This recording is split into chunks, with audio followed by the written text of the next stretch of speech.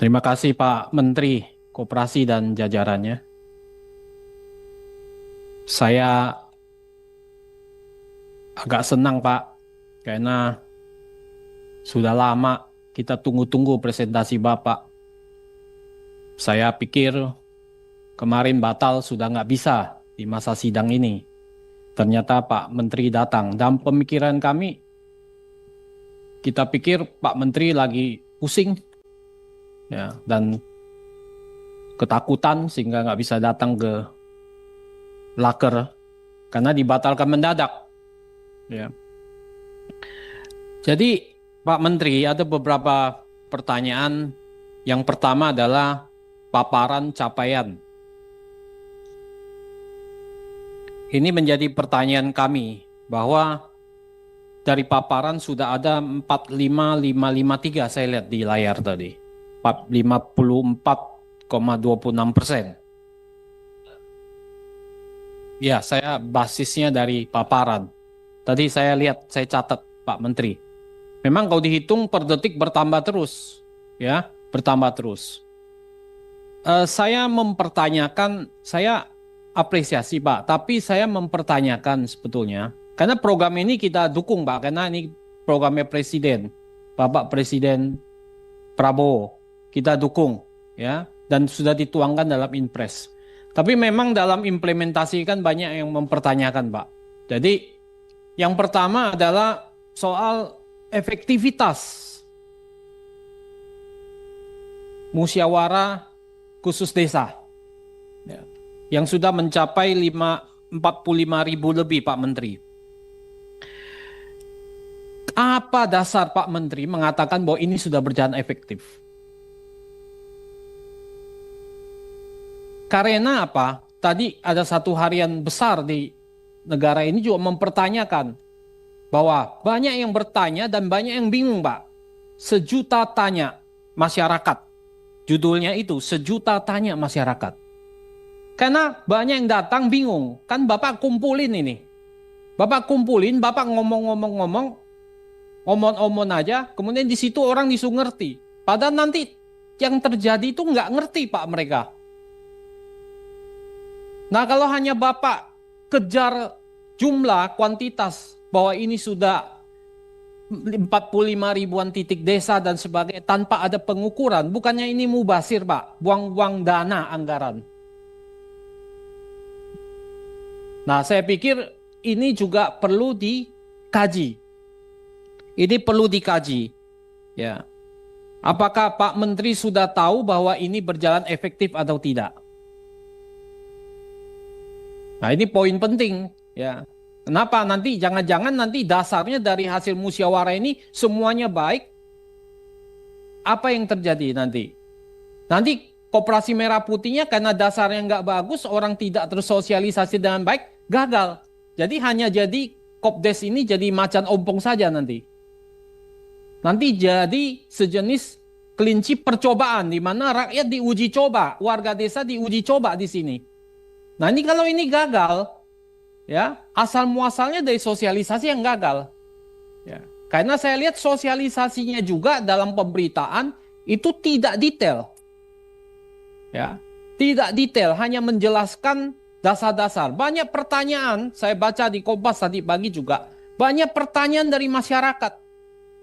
Ini dananya dari mana, digaji atau tidak, kalau lahannya nggak ada atau bagaimana. Banyak yang bingung sebetulnya. Tapi Bapak dengan gagah berani sudah mengatakan bahwa di sini, bahwa ini sudah maju terus 45 ribuan, sebentar lagi 50 ribu. Apa enggak diukur bertahap saja Pak? Ya, supaya tidak menjadi mubazir, tidak menyedot uang rakyat dan sia-sia uang rakyat yang dibuang-buang percuma begini. Ya. Nah, saya minta Bapak jangan panik mengejar 80 ribu ini. Jangan panik. Jangan kemudian karena kepanikan Bapak lari kemana-mana. Apalagi Bapak sekarang juga lagi nggak tenang pikirannya kan? Ya, diserang sana sini. Betul kan, Pak? Tenang ya, Pak ya? Ya. Tapi kalau tenang jangan fitnah sana sini, Pak. Jangan fitnah partai kami, Pak. Ini nggak bagus, Pak. Gitu. Saya lihat karena Bapak fitnah sana sini, Pak membuktikan. Prof, Pak Prof, kita fokus saja. Iya enggak, ini nyambung. Karena Ini itu membuktikan mental Bapak lagi panik. Gitu. Ini permintaan, ya. Jadi artinya apa? Tenang Pak. Kalau 80.000 tidak siap, Bapak ngomong ke Pak Presiden. Kami tidak siap, Pak Presiden. Nggak mungkin siap ini 80.000. Kalau hanya kosmetik saja 80.000 ini, ya nggak ada gunanya. Nggak ada gunanya Pak Menteri. Ya kan? Nah ini saya minta efektivitasnya bagaimana? Pak, mohon nanti diukur dengan pasti. Tadi udah banyak berita kan muat kan Pak Menteri tahu kan? 1.000.000 tanya Pak. Bukan 1.000. Bukan 100 tanya, 1.000.000 tanya Pak. Itu yang pertama. Yang kedua adalah soal model bisnis Pak. Saya cari-cari model bisnis Bapak sampai sekarang itu belum saya temukan Pak. Terus terang. Bapak tahu pengertian model bisnis itu seperti apa? Bukan yang Bapak paparkan Pak. Bapak kan sudah baca, Bapak pendidikannya tinggi juga, pengalamannya full gitu. Betul kan Pak? Ya, model bisnis apa yang Bapak ingin sampaikan? Di dalam itu kan nanti dibuat kanvas bisnis model itu. Betul kan Pak Wamen? Kanvasnya nggak ada. Coba Bapak baca teori-teori buku tentang bisnis model Pak. Bukan isinya cuma jenis gerai-gerai, bukan begitu Pak.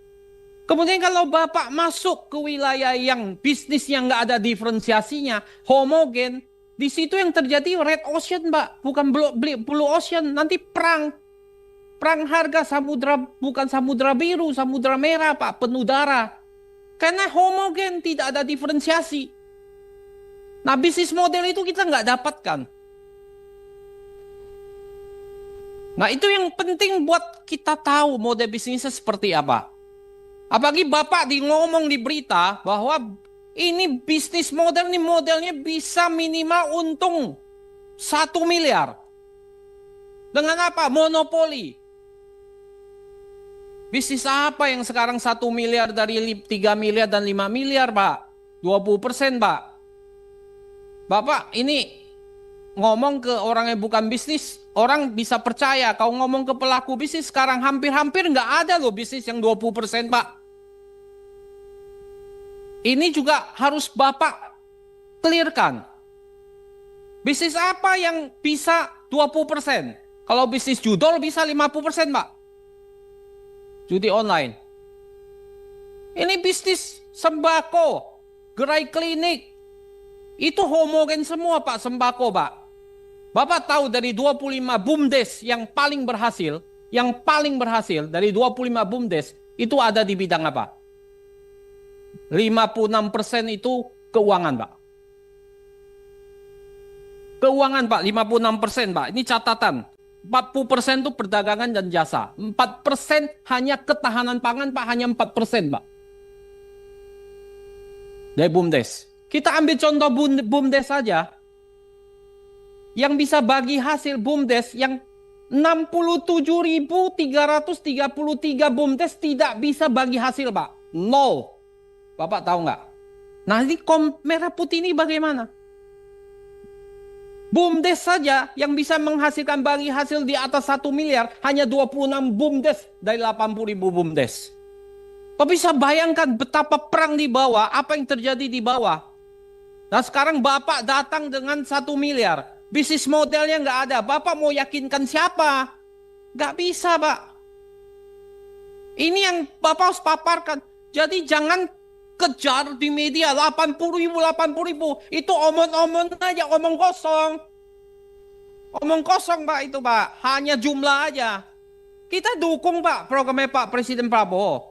Tapi Bapak harus bisa menjaga ini agar jangan sampai merusak nama Presiden Prabowo. Itu penting.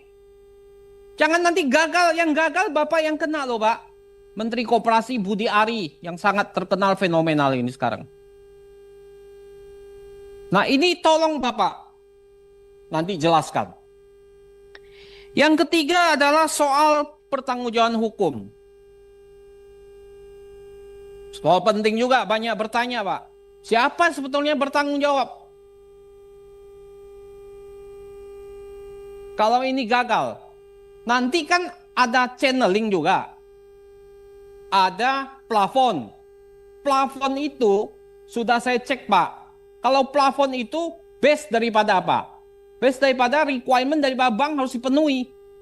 Nggak mungkin dia kasih plafon 3M semuanya dia cairkan.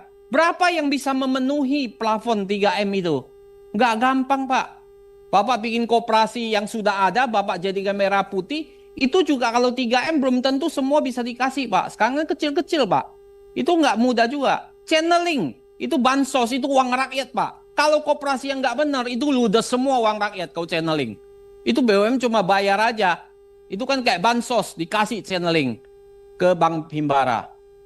Nah ini bagaimana? Banyak bertanya, ini key resources-nya. Itu salah satu bisnis model di dalamnya key resources, Pak. Itu kita cerita tentang finance. Key resources-nya apa? Finance-nya bagaimana? Bapak yang mana pakai channeling, mana yang pakai plafon? Nah ini kan harus jelas, Pak. Ini kan nggak jelas semua. Nah, itu soal key resources. SDM-nya lagi. BUMDes tuh banyak gagal karena SDM-nya nggak bagus, Pak. Gimana Bapak mengangkat SDM-nya? Ini menjadi pertanyaan di bawah. Jadi itu nggak boleh kita sembarangan, Pak. Ngomong, bunyi, asbun, 1 miliar pasti, kita monopoli, kita udah tahu persaingan bebas, kita monopoli di desa-desa, ini monopoli di sana. Bagaimana caranya? Ya. Nah ini yang kedua. Yang ketiga, saya minta tahapannya harus clear, Pak. Tahapannya, ini nggak ada tahapannya. Bapak mau yang baru bikin, tahapannya bagaimana? Mau yang existing, tahapannya bagaimana? Kemudian mau yang revitalisasi, bagaimana Bapak menyehatkan dengan revitalisasi bisnisnya? Berapa persen dari 3 ini yang nanti akan terjadi? Itu tahapan-tahapan itu harus jelas ke depan. Jadi saya minta, sebetulnya saya melihat bahwa dalam implementasi lapangannya, Koperasi Merah Putih ini babak belur, Pak.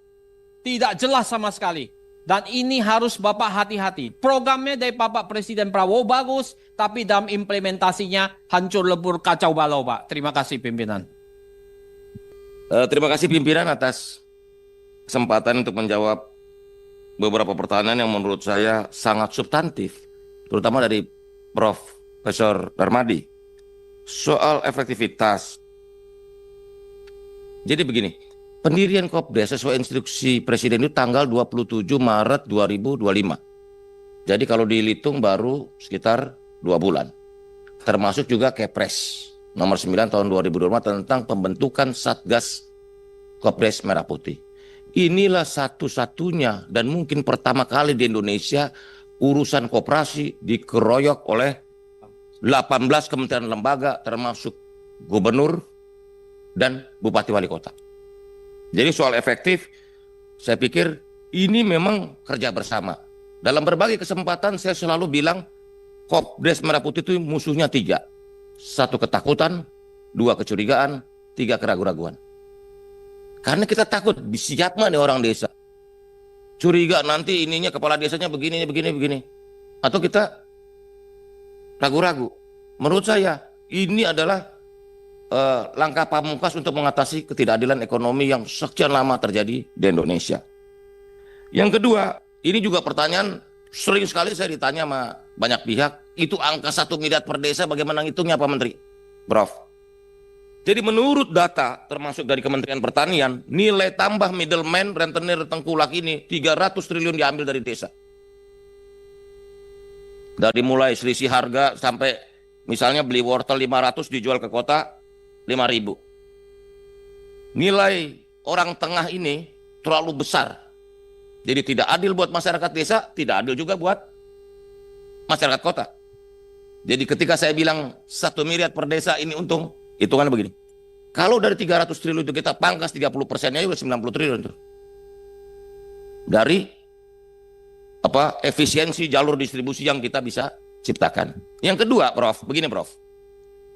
Subsidi pupuk itu 43 triliun, Prof. Harga pupuk dari pabrik itu 2.300. Dipotong, ditambah ongkos angkut 300-400 tergantung jarak. Sekitar 2.700 atau 2.600. Sekarang di pasar harga pupuk bersubsidi itu 4.800. Deltanya terlalu besar. Dan itu sangat merugikan buat masyarakat, rakyat atau petani pupuk bersubsidi. Dari pupuk aja kita udah hitung berapa potensi yang bisa kita selamatkan, kita buat ringkas sehingga masyarakat bisa menerima manfaat dari subsidi. Belum subsidi LPG yang nilainya juga hampir 100 triliun. Di mana ternyata petani atau masyarakat membeli dengan harga yang besar, bukan harga subsidi. Jadi selama ini ide Kopdes Merah Putih ini begini, Prof. Ini ide Presiden untuk membuat barang-barang yang disubsidi oleh negara ini efektif, efisien sampai ke masyarakat. Jangan sampai negara udah mengeluarkan uang dalam jumlah besar untuk subsidi, ternyata tidak dinikmati oleh masyarakat. Pupuk masih dibeli dengan mahal, LPG dibeli dengan harga market, padahal negara sudah subsidi. Nah, dalam filosofinya adalah barang bersubsidi itu sebenarnya sudah menjadi barang publik. Karena sudah ada intervensi negara untuk mensubsidi komoditas tersebut. Nah, karena itu penyalur atau distributornya barang publik itu adalah harus lembaga milik publik yang bernama koperasi, Prof. Nah, kalau ditanya, ini koperasi monopoli, dalam undang-undang kita cuma 2 lembaga yang boleh monopoli. Yang pertama BUMN, yang kedua koperasi. Koperasi dibenarkan untuk BUMN. Minggu lalu saya bertemu dengan KPPU, Komisi Pengawasan Persaingan Usaha, karena ini koperasi adalah lembaga ekonomi yang sesuai dengan ideologi negara, maka dia boleh monopoli. Kenapa boleh monopoli? Karena koperasi milik orang banyak, bukan milik 1-2 orang.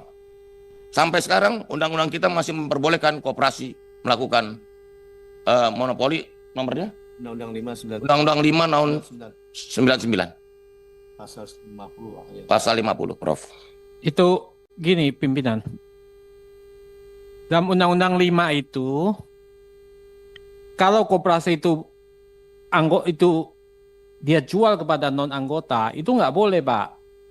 Itu nggak boleh, itu melanggar. Dan terjadi banyak kan yang bukan anggota, karena banyak yang tidak bisa. Ya, artinya dia banyak juga koperasi yang sebetulnya dia bukan anggota gitu, jualnya dia luas, itu nggak boleh, ya kan? Apalagi kalau dia besar itu di situ. Itu Undang-Undang Nomor 599. Ya, yang pertama adalah pengukurannya, Pak. Ada nggak Bapak? Itu efektif. Bapak kan datang ke satu provinsi, kumpulin Pak Desa, menurut cerita nih. Wah, orang datang begitu banyak. Ngerti juga kagak, Pak. Yang dia tanya ini uangnya mana? Itu aja, Pak. Yang dia tanya uangnya itu mana? Nah, ini orang ngerti nggak? Komprehen nggak? Ini loh. Nah, mana pengukuran Bapak? Ini kan Bapak hanya gegap gempita. Wow, begini 50.000 naiknya per detik nih, kayak ini follower nih naiknya. Kayak bola ini apa yang follow banyak sekali, setiap detik banyak, naik 1.100. Efektif gak nih barang? Orang gak ngerti, Pak, apa yang Bapak jelaskan. Itu yang pertama ya. Yang kedua, Bapak nggak punya bisnis model. Kenapa saya katakan bisnis model? Saya nggak pernah ngelihat. Bapak tahu yang namanya bisnis model? Kayak salah satunya Chunkim Blue Ocean. Bapak tahu nggak? Nggak ada Pak bisnis model. Tadi Bapak menjelaskan, tapi bisnis modelnya nggak ada. Key resources-nya mana? Customer segmentnya mana? Streamline income-nya mana? Semua nggak ada penjabarannya, Pak. Itu yang saya minta, Pak. Ini kan banyak orang pintar nih. Ya kan? Ya. Iya. Nah, itulah di media kan juga. Di media kan juga nggak ada, Pak. Itu kan 3 SKS, Pak. Ya. Ini kalau gini, sorry ya Pak, kalau Bapak masuk ini KMP semua bisnisnya homogen, tidak ada diferensiasi, yang terjadi red ocean, Pak. Ya kan? Maka ini harus dijelaskan kepada kami, gitu. Itu Pak Menteri. Terima kasih, pimpinan. Kali dialog dengan Prof. Darmadini karena lebih bisa menjawab banyak pertanyaan. Ini yang dikatakan Pak Asep tadi soal modeling. Ini kan tadi pembentukan, baru fase pembentukan. Kelembagaannya dulu. Bahwa sudah ada antusiasme dalam, misalnya soal kelembagaan ini kita jaga dulu apa nih? Minimal ada musyawarah desa khusus. Saya nggak mau forum mekanisme pembentukan Kopdes ini cuman omon-omon 10 orang jadi, enggak. Harus ada musyawarah desa khusus, oke? Yang kedua, dalam aturan kita, Pak Mufti ini juga menjawab pertanyaan Pak Mufti, itu kita udah jelasin, kepala desa, ex officio, ketua pengawas. Dan dalam pengurus koperasi yang jumlahnya 5 orang, tidak boleh ada hubungan semendah. Jadi istri, anak, nggak boleh jadi pengurus. Jadi nanti kalau ada dia, pasti akan kita batalkan. Gitu. Ini belum ada uang yang terlibat. Jangan. Pak Menteri menyambung itu, apa dasar prinsip Menteri Koperasi menyatakan bahwa ketua pengawas ex officio? Begini. Sementara menurut saya sebagai pemikir dan koperasi itu melanggar daripada prinsip-prinsip demokrasi koperasi. So, pengawas, pengurus dipilih oleh anggota. Koperasi itu prinsipnya dari dan oleh anggota. Anggota adalah pemilik dan pengguna jasa daripada koperasi. Itu. Apa prinsip saya, Pak? Karena gini, pimpinan, saya nyambung sedikit, Pak. Karena itu hasil pimpinan, izin sekalian dijawab, Pak. Saya minta nanti dalam RUU Bapak itu mencabut draft RUU yang akan disahkan nanti dan akan dibahas panja 1. Kepala pengawas mengganti kerugian. Itu ada di draft undang-undang. Itu saya nanti Bapak perjuangkan itu nggak boleh, Pak. Kenapa kalau setiap kerugian itu dibebankan pada kepala pengawas? Berarti kepala desanya yang bertanggung jawab. Ada, Pak. Ada, Pak. Ya. Saya sudah baca, Pak, mengganti kerugian, Pak. Makanya Bapak nanti pelajari, Pak. Saya sudah baca, Pak. Kita udah baca ya, Pak Mufti. Kita udah baca, Pak. Ikut bertanggung jawab.